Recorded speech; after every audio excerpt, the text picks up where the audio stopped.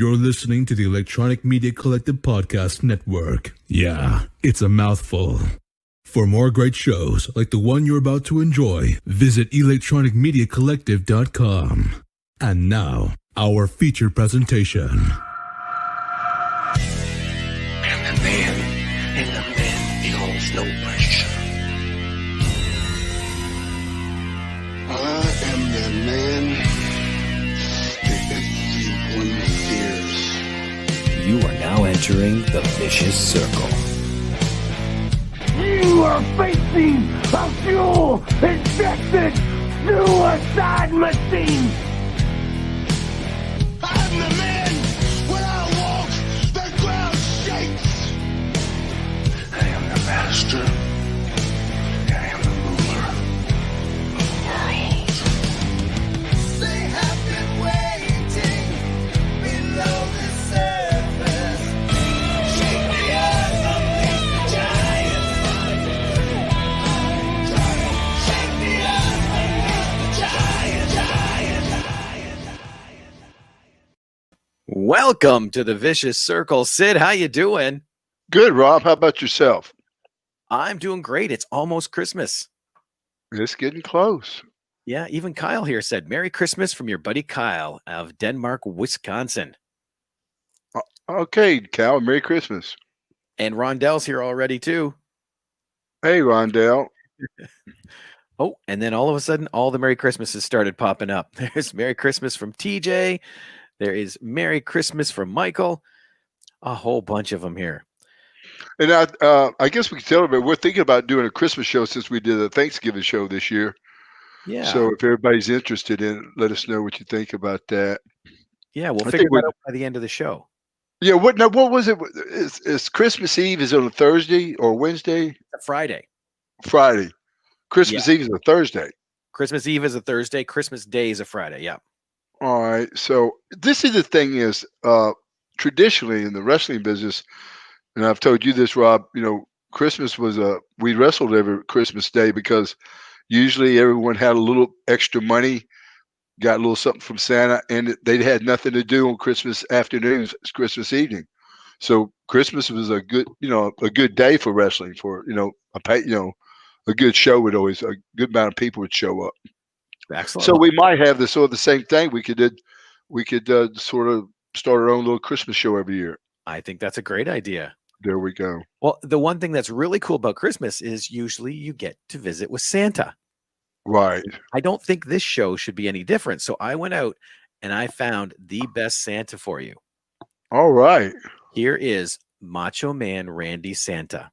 Oh, this is a treat. Well, hello, ho. I am the Macho Man Randy Santa. Yeah, I dig it. How is everybody? And has everybody been a good boy and girl and everybody ready for Christmas? Yeah. Man, we are lucky to have Macho Man Santa this week, aren't we? Right? Well, the Macho Man Randy Santa, he can't go without. No, he can't. He's got to visit every good boy and girl around, Christmas time, Way to go, Santa Macho. And of course, Sid's being a good boy, right, Santa? Yeah. Well, everybody has to be. If not, I seen everybody a few different times sneaking with a little COVID thingy-mabob, but hey, everybody's done it. That is excellent. I don't know if you've noticed the tree behind Santa. I see that. Christmas tree, yeah. Can you can't have Santa Claus without a Christmas tree, can you? Now, what I've done here, Undertaker, yeah, his last year in there. So what I went and done, I put one of each one of the Undertaker's opponents from WrestleMania on there. And if you look very closely, you see that man right there. Right there, yeah. Sid. All right. Thanks, You Santa. ever been or even thought about being on a Christmas tree? No, that's the first Christmas tree. I appreciate that. Well, you know what? I heard from a young man that you were such a kind-hearted individual, so you know what? I heard one thing that you are, and I know because I see it all the time. Sometimes the odd one slips my eye, but you, sir, from all the charity work I hear you do, and from what I see, you literally are the master and the ruler of the world. Yeah, dig it. Well, I thank you, Macho Man. I do think I do a little bit of giving back in this world a little bit. That's something I enjoy doing. But I appreciate the pat on the back from Macho Man Santa. Rob, so No, sir. Thank you. shut up when I'm talking. No, I'm just kidding. Now in Philadelphia, no, now in Philadelphia, Santa, they hit you with a snowball. Remember that, Rob? The big deal about Philadelphia, they show this every year. Where the Santa went out. The Santa went out there and he was all drunk and everything, and the people just pelted him with snowballs, man. Oh, really? Yeah, they'll show that probably. They've got to show it on ESPN. They show it every year. Uh-oh. Boy, This ain't no list of Jericho. This is Santa Claus's list. Psycho Sid, yeah. Uh-oh, you just made the list. I made the list. Oh God. Well, You just made Santa Claus's list. The real list, the only list that matters, big man, yeah. Well, thank you very much. Thank you very much. There are two lists. Which list is that? Naughty or nice? I think I'm the nice list. Well, you keep it up and you'll find out too, Mr. Rob, yeah. Yeah, Rob, man, he's got to watch himself too. I'll wait.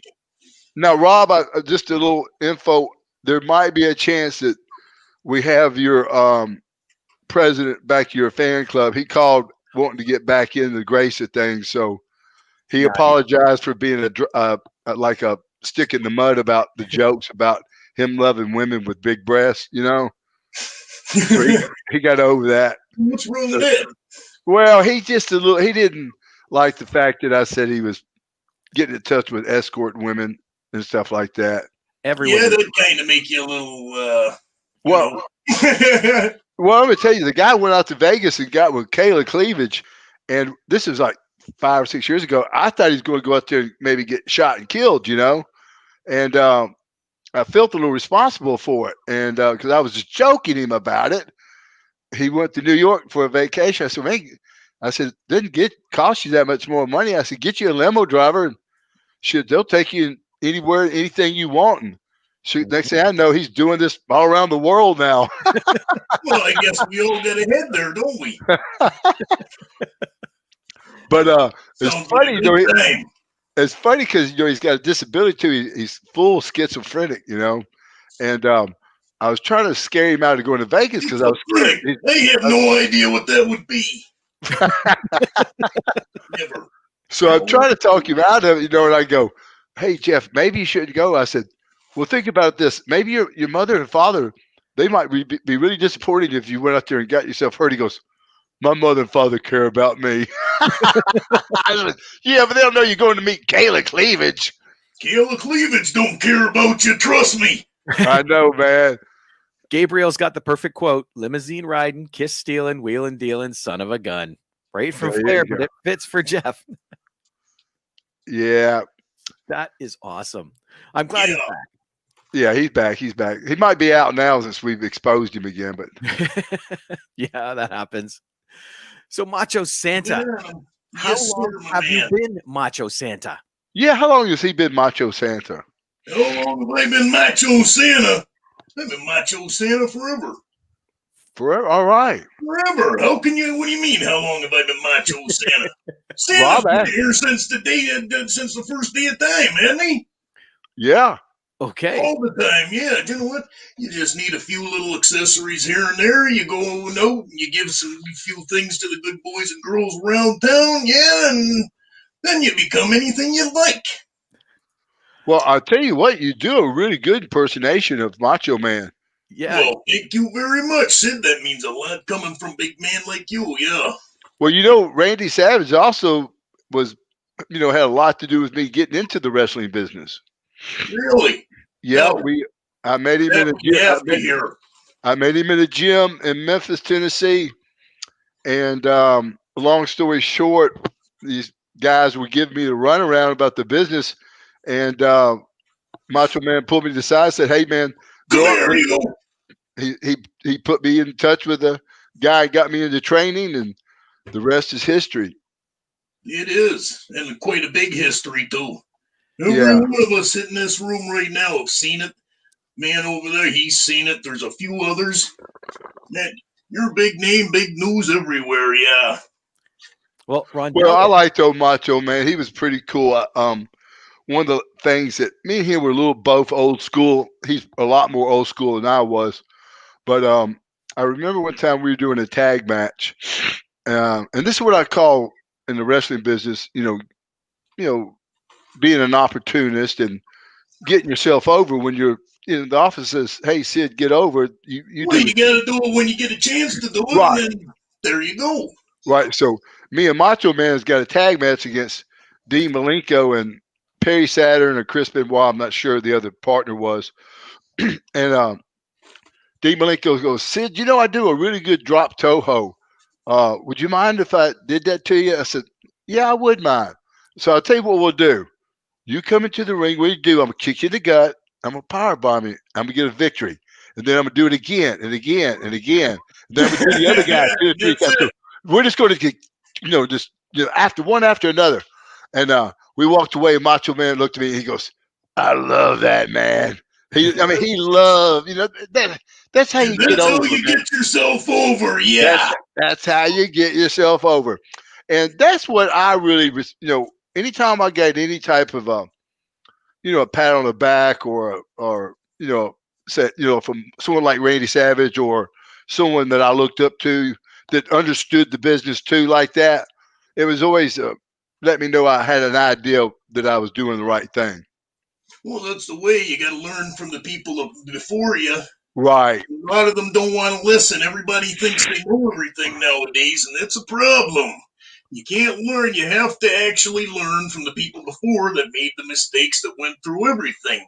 Right. It's the easiest way to do it, big man. Yeah. Well, we were talking about mistakes. Me and Rob were talking. I don't know if Macho Man, have you seen any of AEW lately? But I was hearing through a guy named Larry Francis also said that I guess AEW now is teaming up with TNA. Yep. Well, yes, they are. Well, I'm gonna tell you something. I've seen that same angle kill really 2 different territories. Really? Which ones? Yeah. Well, first it was Memphis and Smoky Mountain. And it was what it was by chance. Since I live here, and if I had a day off, I'd work the Memphis territory for Lawler. It'd be the Coliseum, or because for WWF after Monday Night Raw, we'd usually have Tuesdays and Wednesdays off. Yeah, If you weren't on TV, you had Monday, Tuesday, and Wednesday off. So for Lawler, and I'd do a spot show here or there, and I was there enough to know how the territory was doing, and they were doing pretty good. The top heel was Billy Jack Haynes, and even though he had already had his run in the business, he was still doing pretty good. He had heat, and I could tell the houses were decent. So they did that angle with Smoky Mountain, that's Jim Cornette's territory, where they did the same thing AEW and TNA's do, where they pretty much said, okay, we have one existing territory coming and taking over another and fighting each other or battling each other out. Well, in the beginning, they got really good results. The houses went up, and the places they did that, they were successful. But this is what happened, and I saw this firsthand. Billy Jack Haynes, who had really good heat at one time, the next time I come after this feud is over and Smoky Mountain goes back to their territory and Memphis just stays there at theirs, and they're now going back to their own, body of work they do off their television, it was dead. Billy Jack Haynes, what happened was this. When that other existing territory came in, it turned all the heels in Memphis babyface. And so when that other territory left, the territory is left with just baby faces. You can't drive like that, especially if that's what you've done for the last 2,000 years, and that's get heat on your TV, have heat on your heels, and have Lawler chase the heel. That's that was their. No, you're done. Listen to me for a second when I'm talking. Shut up. So listen. So within a short Flush 'em when period. you can. Take it and run with what you do. Yeah. This is what happened within a short period of time. You take it and run with it. Yes, you do. Take it. Well, no, they did it. Pick And and it's choose your successful. spots. You gotta pick and choose your spots. Yeah. And then when you chime in, you just go bang. And that's it. Yeah. I think you understand. Not quite. Something like that. So what happens is this. Exactly what I'm talking about, big man. Yes, you do. Right. Don't you? Yeah. And so anyway, what happened was all the territories were left with just baby faces. Nobody had heat. And both territories closed down within a few months of running that angle. Then here's your second example. NWO. They went in, even Hogan turned heel. So they pretended again that the WWF was coming in and taking over. Same thing. And I said this when they did that. I said, when this falls off, they will not be able to catch it. And it fell off so bad, they had to sell the goddamn territory. So I'm pretty much on the money on those kind of things. I do know this business a little bit. So what's going to happen? But they never had the top talent to do it, so it just kept. This is what's going to happen with TNA. I just don't see them. This is like a death sentence for them to me. I just don't see. I don't know, my man. There's a few from Impact in there from Canada. They're going to squash quite a few of them. Yes, they are. This is the thing. There is the North. There is no question, no way, no hell. Both of them two, they can't make it right straight to the top. Yeah. This is the thing is I said this too. Rob will tell you this. I said the thing number one. Yeah. Canada. AEW, their biggest problem was once they got on TV, they were going to be exposed for what they are or what they are not. And they've been exposed for both of those things, what they are and what they are not. And they don't have the production that the WWE has. They've got some really good matches sometimes, but then they have some really money, but they didn't have all the goulash that WWE had. So right. But this is the thing is, but when you're fighting against something that big of a machine, you can't afford to make mistakes. And you can't afford to make major mistakes where this deal with TNA, first of all, I don't go out. The TNA's called me a million times. I wouldn't go on that show for all the fucking bananas in Cuba because I'm not going to belittle myself to something like that. Cuba, they ain't worth anything anyway. Well, anyway, I'm just saying, anyway, this is the thing is nobody wants to be there. That's not a great place. And again, now the only thing that can save them is this. If they do like they said Vince should have done, and that's kept WCW around, I just don't see how it works. I don't see how you can make that work. You're going to see you'll see a lot of interest in the beginning. You know what I mean? You're going to see a lot of interest in the beginning. But then after the interest is gone, man, where do you go with that? Vince McMahon, nobody can. Not even Triple H can beat Vince McMahon. Well, I don't know about that. No way. Well, this is the thing is you got to be able to stay around long enough. Vinnie Mac gets the last word. Yes, he does. Yeah, I should have never told him that, right? About getting the last word. Maybe not. Trust me, big man. Have no fear. I knew that anyway. I think I really feel like I'm talking to Randy Savage. Any news to me, yeah. Like you couldn't tell Macho Man. He wanted to take everything right over. Every time his face, his little eyeballs, were beaded right on that screen, He had to take the whole show for himself. Yes, he did, guy. Because that's a Macho Man Randy Savage, This is like crazy. I said nobody. Never even says. You know what? The funny thing is, Rob, this is the way it was with Randy too in the later years. I'm not kidding. This is no kidding. True story. We're doing a vignette. How far do you get that story before I interrupt you? Not very far. Not very damn far. But what it was the angle where Kevin Nash had stole Gorgeous George, right? Uh-huh. And so we were going to steal Gorgeous George back. And it was, we done Nitro all night long, and now we're downtown Atlanta. When I'm talking about a production crew, guys, something like, of course, Turner is Hollywood. I mean, big millions of dollars of stuff out there to shoot this stupid little scene. So the whole idea is get her back, and get back, and then blah, blah, blah. So it's like 5 in the morning. We're finally done. And it's me, him, and her in the limo. And I think they're taking me back to my car or to the airport. I'm not sure which one.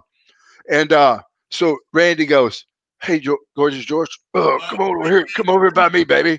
And she goes, "Oh, Randy, I'm tired." "Oh, what is it? You been with Big Sexy now?" She goes, "Please don't start that." And I was like, man, not at 5 in the morning. I don't want to see Macho and Gorgeous George getting a working argument. It's like, "Oh, yeah, baby, you've been with Big Sexy over here." And I was like, and he really stayed like that. And it's really, people, like when we did that vignette, it was all day long. And we started somewhere, I can't remember, inside Atlanta. And Mike Graham was always like following Randy around, like being sure the camera, it was almost like Hollywood. Okay, only because Randy had like that one bad arm. I want to get this arm. That was his whole job all day. Be sure the camera only got Randy's good arm, And they were all talking like this all day. Randy's, "Oh yeah, get my arm. Oh yeah." So, I mean, after about 12 hours, I was like, God, man, I can't be Randy Savage ever again, Oh man, You like Ballin me, here. He got the Absolutely, line you're right. right, Sid. Nobody can be the Macho Man Randy Savage. Yeah. Well, the time you see slap your it into a Slim Jim. crop. Yeah. There you go. Slap it to a Slim Jim. We all do know. Yeah. They get I think he's running off all our guests tonight. Internet Sid's no match for this guy. No. I'm not even bringing Internet Sid out right now. Oh man. I have to have a claw hammer. man, no. Let's go find them. Where are they at? This is what Never said. He goes, "This is like watching Sid and Randy doing a Christmas promo on each other's opinions on the state of wrestling, and Randy Santa is about to be on Sid's naughty list." Who was that? You're on my naughty list. Whoever you are, big man. Yeah. That was a electronic letter there from some of my fans out there in TV land. Right Yeah. on. Hello, Sid's fans out there in TV land. I hope you're having all a Merry Christmas. Yeah. Even Rondell says, "Uh-oh, Rob, I'm sensing flashbacks of WrestleMania 8 press conference when Sid got mad." There you go, Rondell. Uh-oh. Yeah, you. Good thing we're on the opposite side of the internet, isn't it? Yeah. Lucky for you. Yes, it is. Hey, look what I got you. What is it? It's a Christmas present. Christmas present? Well, you're the man. Wow. What is it? Is that a Christmas card. It's a card. You're awesome. Wow. Yeah. You're the absolute. See, I knew you were the absolute best, or at least one of the top. Yeah. Yeah, why not? Dean just commented real quick. He said, "A very happy birthday for the other day, Sid. Hope you had a good one. My favorite wrestler of all time, Dean from the Isle of Man." Yeah, I appreciate it, Dean. Yeah, actually, it was a weird birthday. I got up that morning, went to the gym, came here, was sitting here talking to my wife, ordering her some of these house shoes I've been trying to get her for 2 years. It was weird. I'd gotten out of my workout clothes and just gotten into my regular clothes to go do some Christmas shopping. And I said, "Sabrina, hold on a minute. I think I got to throw up." And I went in and started throwing my guts up, and then came back here and started throwing up again. So for my birthday, I threw up all day. Not the best That's birthday. not the best of birthday. Well, happy late birthday, belated birthday, Sid. Sorry we missed that, big man, but a little close to Christmas for all the gifts you'll be receiving. Oh, well, thank you very much. Sean commented here. Yeah. He goes, "Hi, Sid. Myself and my family, big fans of yours. You can rule the world and the UK. My birthday is December 23rd, already this is. Wednesday. I'm 44. I'd appreciate a happy birthday shout out from Psycho Sid. Thanks for Okay, happy birthday, Sean. How old is Sean? And happy birthday, Sean. Yeah. 44. Yeah, Sean's he's got 44. Sid and the Macho Santa. This is Yeah, this is double cool for Sean. Yes. You have a great birthday, my man. Yeah, dig it. Rondell did ask, I'm curious, did Macho Man Savage and Sid ever have a match? Like, we know you tagged. You know, we did have one time. I can't want to say somewhere in South Carolina or something. It was somebody didn't show up, and they needed a big name, and then they flew Randy Savage in the company's private jet for that match. Really? Macho Yeah, Man, he came that's in. a big name. I was the champ at the time. Better. No, I tell you what, I worked with him a couple times in the WWF too, but a few times, but not many. Here is one from Mark. Sid, I'm offering you a free fishing charter trip on Lake Michigan if you're ever in Chi-Town. Your Christmas gift for all the good deeds you do for others. There you go. Yeah. What kind of fish is it there, Mark? In Lake Michigan, I'm not sure. Just in Yeah, the water probably- that you can catch. Probably pike, wherever you can get, right? Oh, you want to hear the best fishing story? Yeah. When I was with my ex, we used to go up to a cottage at my aunt and uncle's in Quebec. Okay. And we would go out on the river in a canoe to go fishing, and it was fly fishing. So you cast it out and you reel it back in. We were out there for about a half an hour. She started to lose patience. So she just like whipped it out there and went, zzz, right? She stopped for a second. It's like, do you feel better? She goes, no. But then the rod dipped. And it's like, what? So she started realizing she caught a pike. I swear to God, it was about this big. Man, Do you know how she caught it? Across the top of the head. Oh, wow. The hook went into the top meat snagged it. of the head and brought it in. Like it was just in the wrong place at the wrong time. Yeah, I've done that a few times. Not Snagged many. the fish, yeah. So I think we sort of did that with Macho Santa. What? Uh, Snag the fish, we yeah. snagged him in Or right maybe into you the show. snagged the fish, and you snagged the fantastic one, yeah. Yeah, man. Cream of the crop. Dig it, you know it, I know it, and don't we all, yeah. Yeah, we do. It says, Oh, yeah. Yes, see, even you're good at that. Oh, yeah. Dr. I Steve always says he wondered wants a what birthday wish. would it be like for a wrestler to do an impression of another wrestler, yeah. Maybe that'll be our new show. Let's get wrestlers to do impressions of other wrestlers just in case they were given that gimmick from Vince McMahon. All right. All right. I'm going to do an imitation of, what is that Japanese wrestler I make fun of all the time? That depends which one of the million. I know. That new one, Yakamura. That- Oh, jeez. Are we allowed to swear on here? Is he horrible or what, man? Shit stain not anymore? Yeah. You know, it was a good intro when he had the violins and everything, but Terrible. I can't get into that. It just I cannot understand that thing either, man. I have no idea. I don't either. It's like Going into that, convulsions every time he enters that ring. yeah, it's and then weird. finally he drops. And darn it, wouldn't you know he gets back up? Why didn't he just stay there? Exactly. Wow. What's wrong with you people? I feel the same way. Whoa. That's what happens. See wrestling fans anymore. Watch them. Here is Mark's response. Mark says salmon and perch. Okay. I I know. love salmon. Really good. Nothing wrong with perch. Yeah, I'll take some perch. Even Luke says, happy birthday for the other day, Sid. Sorry about stupid question the other day. What do you think of Roman's run as a heel so far?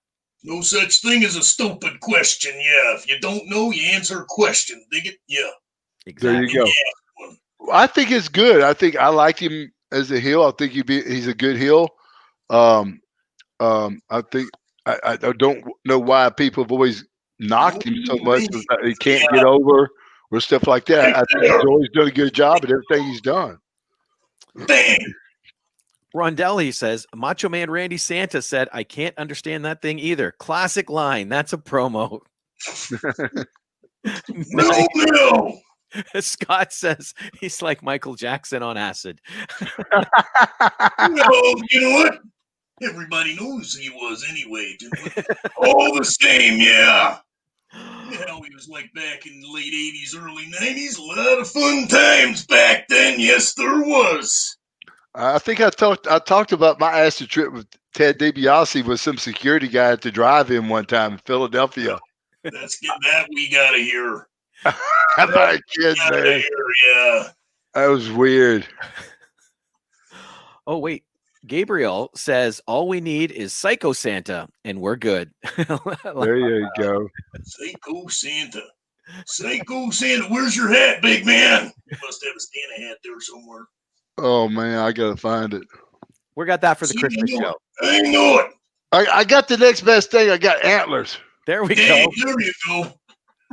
Why do you have antlers? Psycho the red-nosed reindeer. Dig it? Yeah. I killed that. I'll tell you, there's a cool story about those antlers. My best friend Byron Green, me and him and a buddy of his named Chet, who I really didn't care that much for. We were all hunting. We're always riding around, shooting out of the truck. And so they'd always jump out and shoot something. And they never were good shots. They'd go, oh, I think I shot that. I'd go, I'm pretty sure I shot that, you know? So I took all their bullets out of the gun. That way I knew they weren't going to be able to shoot anything. So we're riding this. Everybody said, be quiet. And this deer and about 10 others were running straight for us. So I jump out, and I know I can take my time because I know they don't have any bullets in their gun. And they go, click. And I hear them go, click. And they go, God damn it. And I took my time, pow, and I got him. And, Got it. the thing about it was the guy that owned the land got mad because I shot so many deer that week. They didn't want to lose. The people are weird about losing big deer like that. So they didn't tell me they found it. I looked that night, that day, and the next day, couldn't ever find it. And then about 3-4 years later, I see this. Take them home and eat them? What's wrong with you? No, they It's not did. real reindeer, and you can't eat reindeer because Santa said so. But Yeah. the other deer, you munch, nom, nom, nom. Yeah. But finally, I got these horns. The guy who got the deer did tell me about it. I saw him in a cafeteria, a lunch place, and the guy that barely knew me goes, Sid, you ever find that deer you lost? I went, no. He goes, well, they got the horns down here in Joe's office. I went down there and got my horns. You Nice. need the horns. Didn't even clean it. He gets the horns. Yeah, good deal. No, I kill something now. I clean it and I eat it. I don't waste anything. Good man. Yeah, good man. Let me tell you something, Macho. When I was a kid, and I need to tell everybody too, I'm back to writing my book again. When I was a kid, Macho, I would sometimes walk 15, 20 miles. And if I killed just a single dove, I came home, I cleaned it, I cooked it, and I ate it. Nice. You know, That's we didn't waste anything. We're taught not to do that, you know. I So was taught the same thing. I grew up very, very poor, man. Yeah. Didn't have a lot. We grew up, we actually lived in a tent for a little while. Grew up, and then my father built a $500 house out of tar paper and insulation. We lived there for years and years and years. And then finally you grow up, it's still home, you move along, and here we are today. yeah, got you, You man. learn not to waste anything. When you don't have a lot, you just use every little thing around you, and you keep going and you keep going. Yeah. No, that's what you got to do. Can't waste anything. And you know, we were taught as kids, you know, that's the whole deal about hunting. You know, we didn't always go out hunt to kill. You know, just the thrill of coon hunting. A lot of people don't realize it's not the killing the coon. It's to listen to the dogs bark and run and chase the dogs all night. And a lot of times we get the coon up the tree. We never shot it. You know, No because way. coons aren't good to eat anyway. Nope. And no, I'm not going to say I didn't. My mother Sometimes- used to eat porcupines. She well, loved them. yeah, but now it was times too. I'd kill 20 coons a night sometimes because I was selling the hides. You know, I was getting $20, $30 a raccoon, man. I'd love to have a pet skunk. I actually had a pet raccoon. You do? I did have. And it got We away. I got had a six pet of them. They're up nut in the neighbor's garage. Yeah. They're not Yeah. pets. But Well, we they're feed all them over out out of our here, man. garbage. They're out my front Well, porch there's- all the time. That's like a pet, right? Yeah. Kinda. Neil Well, here I got said- that. No, I was feeding this old cat for a while, and then the raccoons and possums started coming up there, and then I I think the old cat finally Maybe died. get little kitty to purr, eh? I shot the possums with a BB gun. Here we go. Neil said, Sid, my very first ever WWF match I ever saw was you and Hulk in WrestleMania 8. I was hooked. Lucky Thanks for the man. intro. Very lucky. Very, very lucky, man. Yeah. If you're going to start, that's a great place to start. Yeah, that's a good one to watch. The WrestleMania. You got her. And here's Philip's got a quick question. Was Goldberg stiff to work with? And what's your opinion of him? We talked a little bit about this. No, I don't think he's ever stiff. Not at all. To me, he just, He was just terrible. yeah, he was. He's terrible. No, he actually, as far as doing the moves and stuff, he do the moves pretty good, and he was pretty convincing. That's it. When It's you only just- got 2 moves, you know what? You can perfect them in about 2 or 3 days. Yeah. Well, that's the deal. And so, but he just didn't have, wasn't around long enough, unfortunately, to be able to develop a lot of mental psychology that the business requires. And now to tell you the truth, he's around too long. Bye. Scott here mentioned, he goes, I never bagged anything hunting with my dad, except some jackass's boombox, put a 30-30 round through it, but it was always a good time. No, that's what I'm saying. It's not about killing things. I remember a lot of times, we'd go squirrel hunting or rabbit, whatever, and it was about the fellowship, being out there with your friends or my, stepfather, whoever we were hunting with. But, the memories I have, or when the hunt was over, stopping in the South here in Arkansas, there's always a little Chinese store, and we stop and get some sausage, cheese, and crackers, and it sounds sort of silly, but a soda, a Coke in a bottle, that was a big deal. You didn't get a Coke every day. We just didn't have that we just didn't see it, and that was a big treat. And I'm gonna tell you, man, there was nothing tasted any better, hunting all day, and just that. Again, that's that sausage, cracker, cheese, and that Coke. You'll remember that. You remember things like that. Mhm. And to me, I don't ever really remember, we were poor, but that didn't really register because everybody around me was in the same boat, Let's see here. Nothing better taste than the wild game. Yeah. Yum, yum, yum. Danilo said this right at the beginning. I'm trying to go back and look, but Danilo said right at the top. Hi, Sid. I promise I won't ask too many questions this week. Don't worry about it. Ask anything you want. Never ask enough. That is so true. Now, let me see here. A friend Jeff here, he said this is fantastic. Jeff is actually going to be joining us probably for the Christmas special to talk AEW. Okay, good. Yes. He was Nothing better than Christmas. Merry exactly. Christmas to everybody. Ever once again, yeah. And Jeff even asked, on the topic of Goldberg, I always enjoyed when Goldberg and Sid tagged against the Outsiders. As a young kid, I went nuts when Sid came out and turned on the Outsiders. I'll tell you, I was one deal that I did with Goldberg that really I remembered. It was just perfect timing. Everything was perfect about the whole thing. Now, Goldberg was over. And when you're working with someone that's over, it's a lot of fun. It's easy. You don't have to do a lot. And the old security guy there had been working for WCW for a million years, seen everything, right? So there was this, I'd always pick some kid on the front row, and that, they always do that Goldberg, and I say, shut up. And I could scare kids pretty good. And it worked a lot of the time. So there's this one kid, and I wasn't picking on him, but I was. And he was a beautiful, beautiful Picking at him, but it was, yeah. Well, this is what Well, why I hey, said that. But you could tell he had some type of disability in his legs because his mother was having to hold him, and I'd seen him in the back, and just a beautiful kid, blonde haired, but again something was wrong with his legs, and he was they're all going Goldberg, and I got the mic and I said, kid, I said, shut your mouth. And he was just trembling, and I put the mic there and he wouldn't say anything. And so finally we did a spot where I had Goldberg clothesline me over the top rope, and I landed right at his feet and had the security guard come over and give the kid the microphone and he said, "Goldberg," you know. So it was. Now, to me, that's why I did it. I wanted that kid to be the hero. See, But that's the way, you my know, man. That is actually the way. People don't realize, a lot of wrestlers don't realize that we're there. If you acknowledge one little kid or one person sitting in that row, yeah, you know what? That makes their absolute day, and that is coming from the absolute biggest. And I don't care who says they are.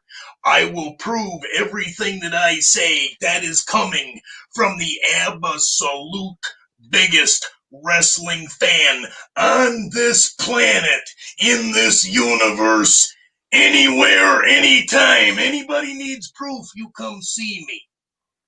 good deal. That But no, makes a but big deal. that was that was, and I remember the security guy said, "Man, that was a pretty good spot."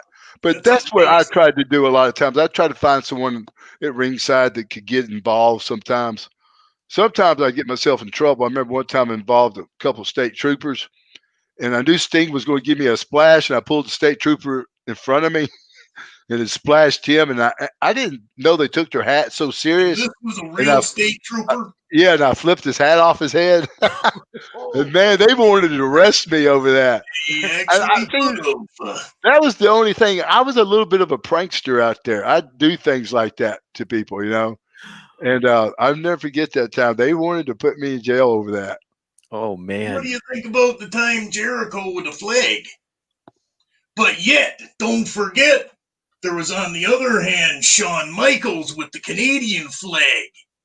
Nobody bothered with that, but then everybody got sour when Chris Jericho done something with a flag. I can't remember exactly what it was. I think he stepped on it or something. I don't remember that either. Don't remember that? Oh, he got in a big pile of trouble. They made him apologize and everything, or he was going to get charged or something. Really? Wow. Interesting. Yeah, I'm pretty sure it was Jericho. Now, I don't know this to be true, but I've heard a lot. You know, Jericho beat up Bill Goldberg one time in the dressing room. What? I believe it. I would No, believe that 100%. No, I'm not saying that's true, but I've heard it a bunch of times. Yeah. I I would believe it 100%. Yeah. They got into an argument or something, and Jericho put him in one of those shoot holes or something, and made Bill apologize or say uncle or something like that for it to let him up. That would be like, do you know the truth about the one where I think it was Kurt Angle and Brock Lesnar? No. Because they were supposed to get in a fight in the backstage too somewhere. And I think Really? Angle took him. From what I heard somewhere along the line, yeah. Well, I would have to think Kurt would take Brock, especially I in would just think so too. in a straight up wrestling match. Yeah, that's You know, right. Brock was good, but he's not world class. He is not Kurt Angle. No, Kurt Angle. I'm gonna tell you something. Now, I know There ain't Kurt. too many people in this world that are Kurt Angle. No, I'm gonna tell you. Everybody in the world, most of them are here. Kurt Angle, yeah. No, Kurt's a special person. I saw him firsthand.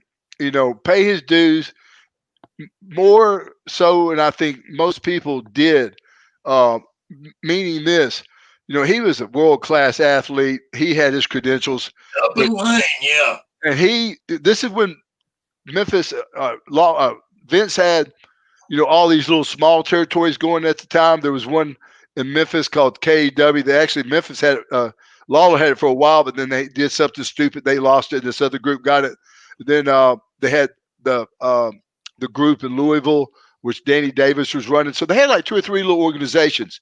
And Kurt Angle was working them all. He was working the Memphis territory. He was working all the small ones, you know, just getting his time in, I guess.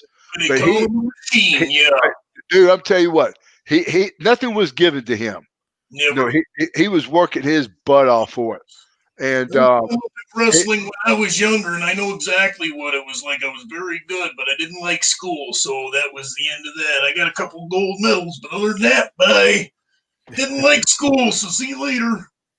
But no, Kurt was a heck of a guy, or is a heck of a guy. Guarantee if I had stayed in school, I would have beat Kurt Angle in the Olympics. I know it. 100%. You guys laugh all you want. I know it. I know 100%. Yeah. That's good. Philip asked a question. He said, in the 92 Royal Rumble is largely considered to be the greatest lineup of ring talent. Did you enjoy your first Rumble? And do you have any funny behind the scenes stories of that pay-per-view? By the way, it's his favorite Rumble of all time. Yeah. 92 Royal Rumble. Was that the one in Albany? I'm pretty sure that's the one. Yeah, with Hogan. This is the thing is, I've said this before, and I think people don't understand this. You know, I looked at wrestling totally different than everyone else did. It was totally just a business to me. And at that point, at that match, that night, I gave my notice.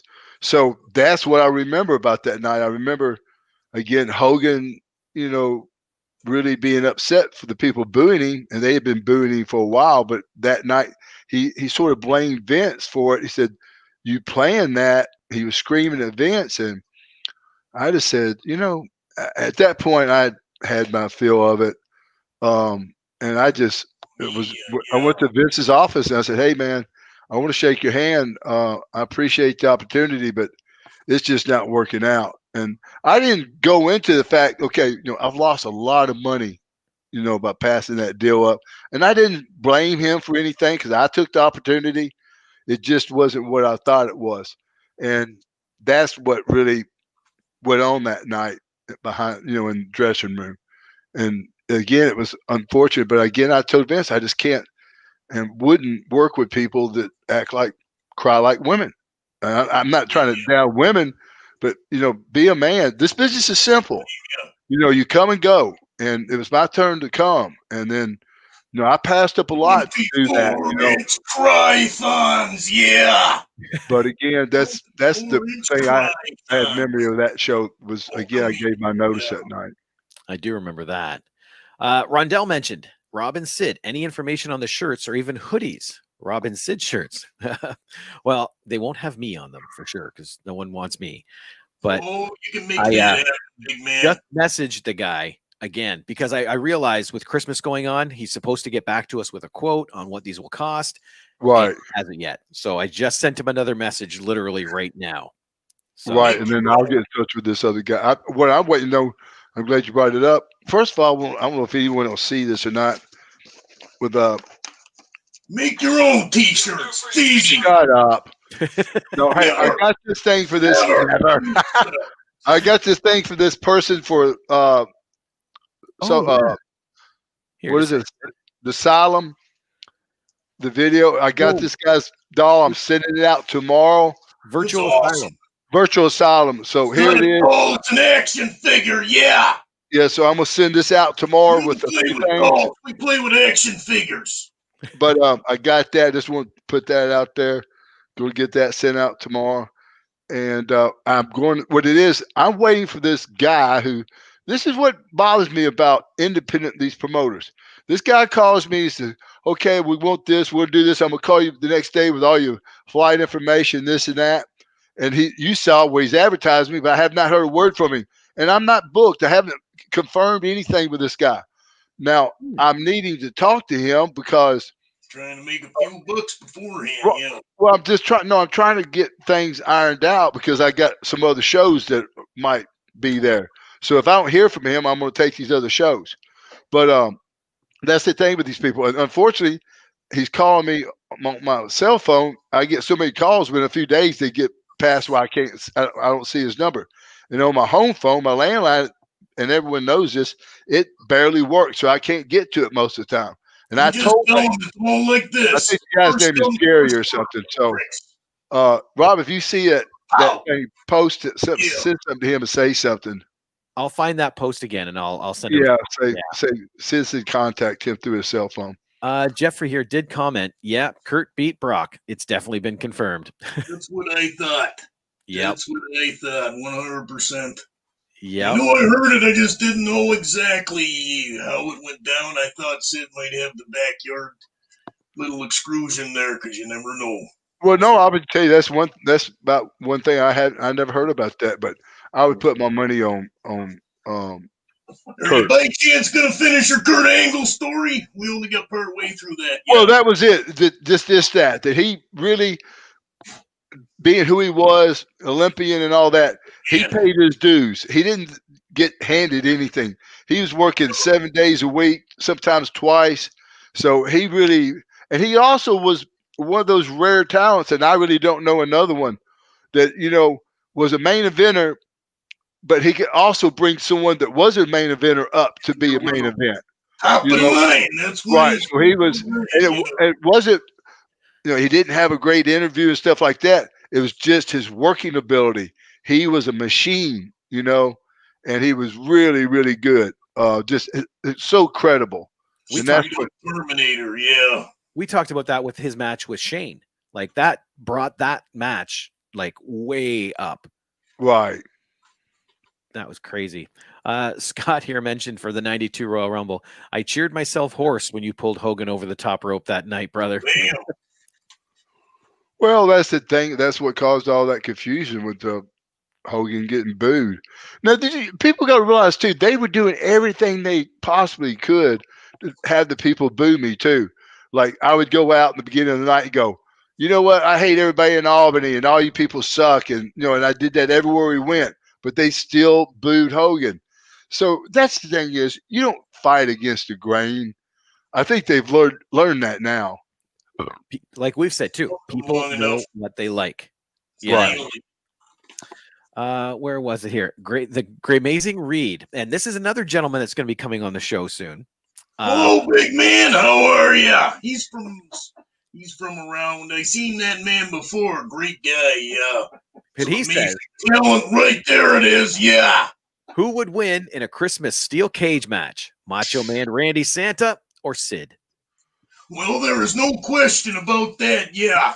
You know it, and I know it. Look at the size of Sid, but I'm a lot quicker. Yeah. See, I always look at it that way. We can run He's got the ring attire. He wins. Well, it works for me, big man. If you want, I'll put you over. good enough. Good enough. There you go. Number one, yeah. Where's my belt? Never mind, they got it. Yeah. Let's see here. Philip said, your style and intimidation factor is sorely missed in today's wrestling. Being brought up in the era of huge superstars like yourself, I find myself watching old wrestling. Why do you think wrestling is going the wrong way these days? I swear I don't understand it. First I say, okay, is there just a lack of talent out there? Even when I the other night, I don't even know what night it was, a weekend, I caught some of Ring of Honor, I think it's called. Nobody's on there that, like you said, that has that type of presence, size, or anything. WWE has Brock Lesnar, and they have that Braun Strowman, but it almost looks like they don't know what to do with Braun Strowman. Yeah, I think 100%. You know what? You've got wrestlers here, you got wrestlers there, you got wrestlers there. Everybody knows one or two things. They've got a couple little good things that they're good at, but nobody is all around anymore. They just want to do this little thing. They may be good in the ring, but give them a microphone and see what happens. They might be good on a microphone. Jump them in the ring, see what happens. Works around. There's not a lot of people that got one great presence of mind and everything, the total package. Yeah. Well, yes, you're right, Macho. This is the thing is, you have to have all the tools, just like in UFC or MMA today. Can't just be a boxer or a wrestler. In professional wrestling, you have to have the appearance, you have to have the size, you have to know how to carry yourself, you know how to do an interview. And they can't be all. You could tell they're. I mean, not that I say I didn't ever rehearse mine, but I didn't need to. But someone needs to teach these people how to really do an interview, when to stop it, when to pull someone in, when to push them away. And then I know there's got to be some bigger people out there that want to be professional wrestlers. And we just got to get them educated.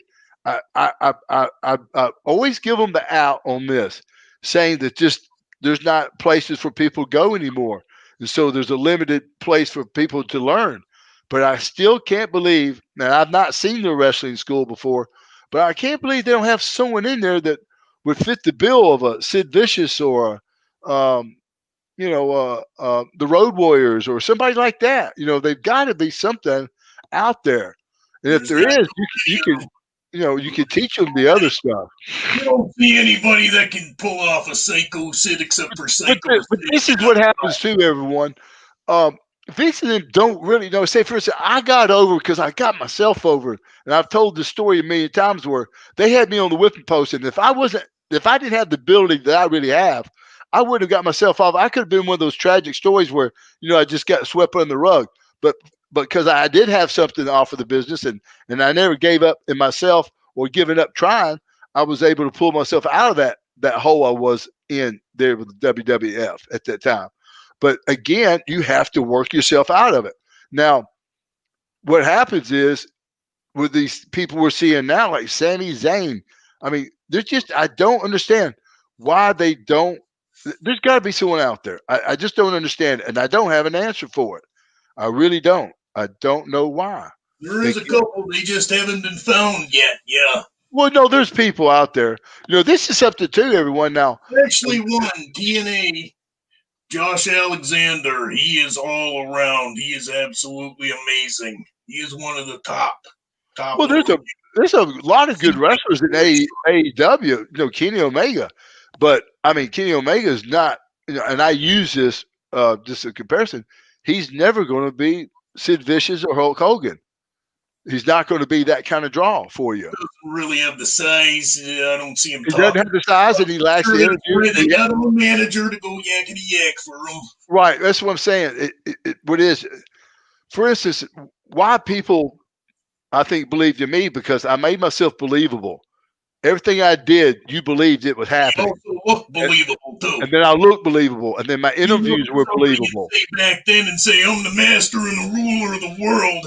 They're looking up at you, going, well, and when I said that, I'll believe you everything you say.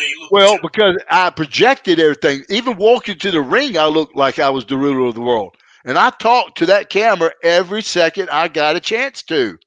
If I saw the camera, I was talking to it. Because I already had, those 2-3 minute matches I had to get myself over. So when I got in the ring, I found a camera and I'd get that guy over and pound him. And I talked to the camera out there in the ring too. So that's how you got to utilize every second that you have. And again, nobody teaches you that. You have to do that on your own, unfortunately. Here's a comment from Jeff. He says, I think the biggest reason that there is a limited amount of wrestlers at the caliber is because most people have no idea that it's an accessible career. Until AEW came along, unless you lived near a territory, you had no idea that indie wrestling was ever a thing. Being a wrestler seems like being a Hollywood actor. A lot of people don't think that the film theater industry as an accessible thing for many of the same reasons. Well, it's kind of true back then. Nowadays, everybody knows that you can do whatever you want. It's right there. Everything. You can do anything. You're standing in front of a computer. Anybody can do it. It's how good are you at it?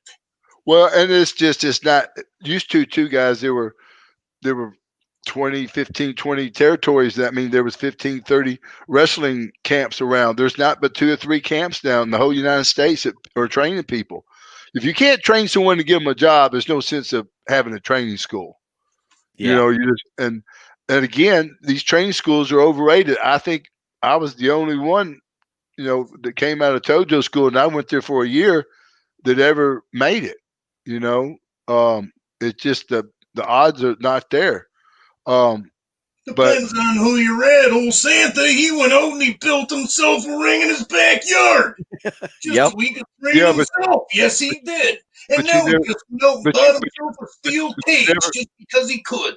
But you never sold out to Madison Square Garden, though. If they had showed up to Madison Square Garden, they wouldn't have let me in. They would have said, you're too good. You'll overshadow everybody there. You're not allowed in. Yeah.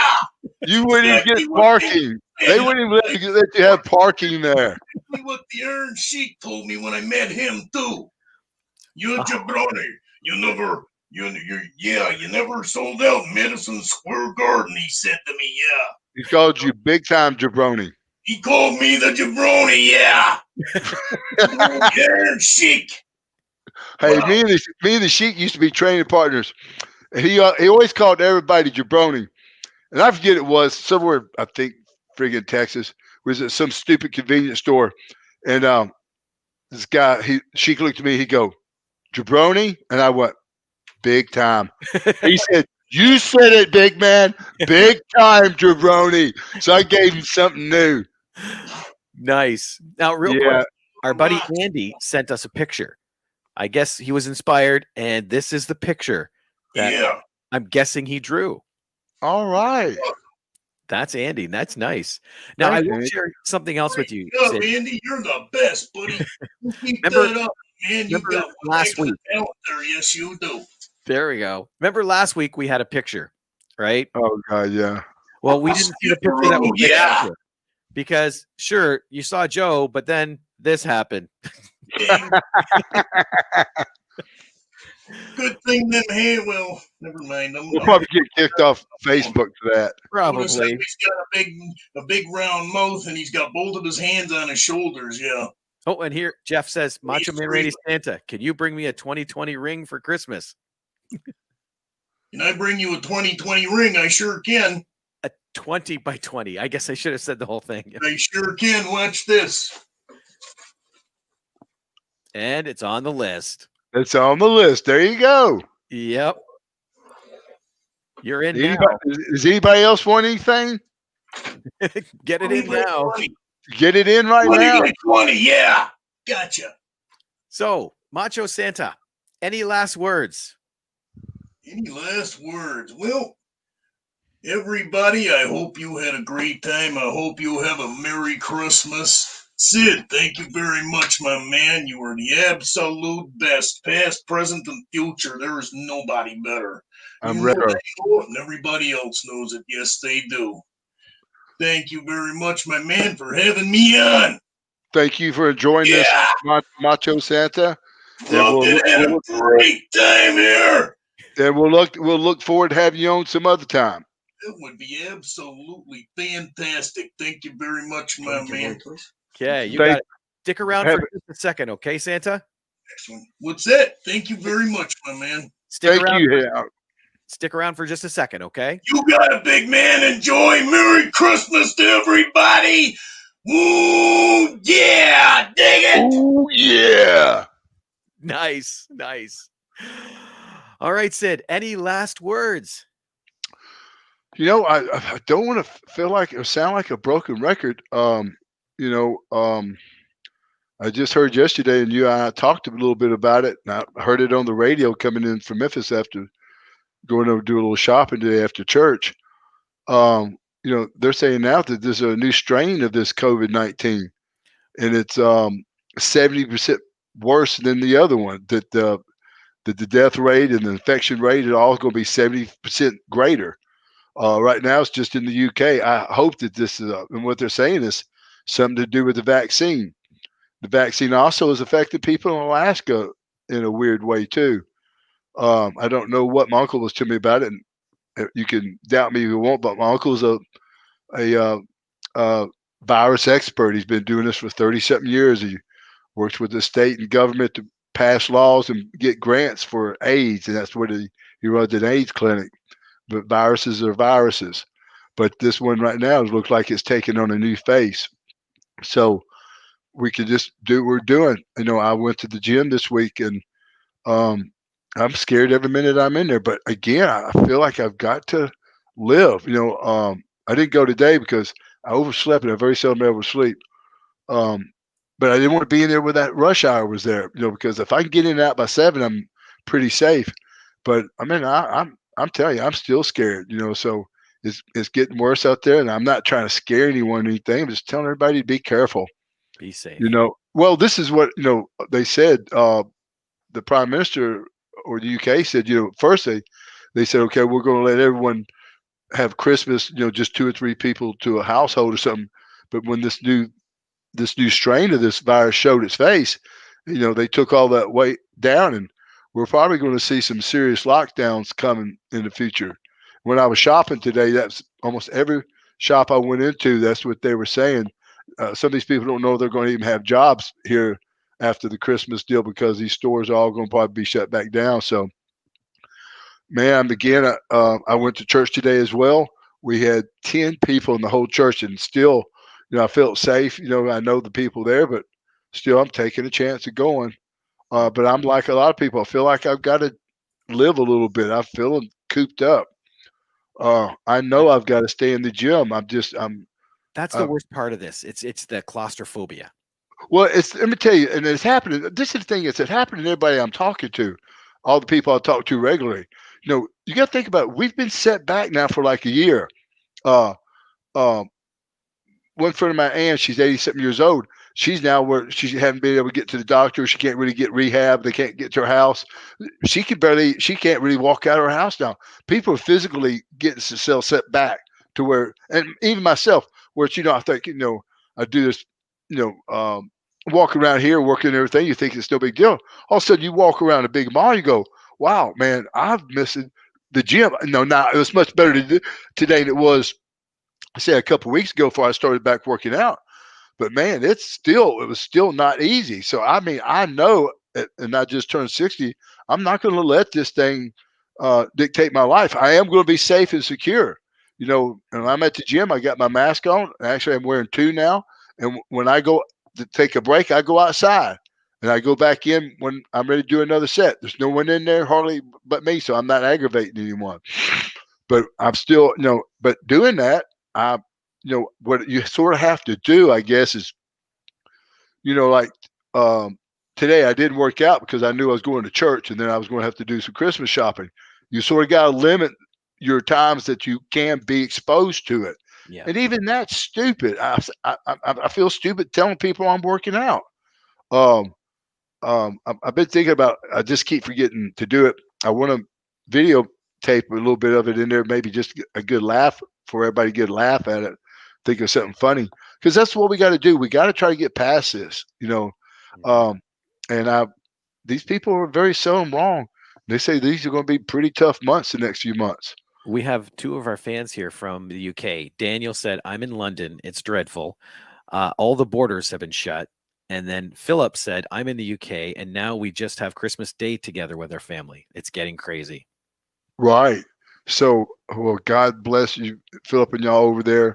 Did you already know about this new strain that showed up over there in the UK? Just be careful. Again, I see people, and these are doctors that were at church today, and the lady had her mask on, and at our church, we have a few homeless that, come into church, and they got close together. To me, I wouldn't have got that close, but her being a doctor, I guess with everybody wearing masks, that's safe. But I'm still, even with a mask on at church, I'm keeping my 6-10 feet away from everyone. Yeah. So, that's what we got to do right now. I know it sounds weird too. Wash your hands. I've got those, as soon as I get in from the gym, I got those clean things. I wash my hands. I come home, get my stuff off, and just washing it all the time. But that's what I do. The next day I got clean stuff again. So again, everybody be safe out there. I hope everybody's doing okay. Merry Christmas to Maggie. Let's do a Merry Christmas out to Eric out there at Cycle City Promotions.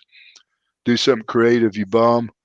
And we'll say hi to Jeff today. And then I've got to go do some more Christmas shopping tomorrow for my grandson. He's 2 years old this October. Or was it September? I'm sorry, September. I'm bad with birthdays. But I'm going to try to get him home here one day too, have him do a little cameo for the Vicious Circle. Nice. But no, everything's doing good. But we just got to stay diligent. We got to stay, see how this works out. I noticed today we went through our prayer thing that a lot of people have passed away, and I don't know if it's all COVID-19 or not, but man, that was a pretty big list today. So again, let's just stay safe. Let's try to stay away from this. Don't create any more cases than we have to. And the people we know have these underlying conditions, please be careful out there. Don't get yourself unnecessarily in a high risk situation where it's like this. And I know, man, it's getting to me too. It really is. I've talked to a few people. I talked to Rob about it. Even today at church praying, I just told God, man, I'm tired.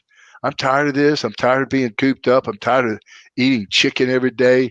I mean, that's sort of a joke, but I am. I'm tired of everything. I'm tired of not being able to go to restaurants. I'm tired of not being able to go to see music. I'm tired of this, again, our lives being interrupted like this. And it's really getting to me a little bit. So I know if it's getting to me, it's probably getting to other people out there too. But this is unfortunately what we're in. And when we're in situations like this, it reminds me of my aunt, what she would say in something like this. She'd go, as bad as it is right now, it's normal to feel the way we feel.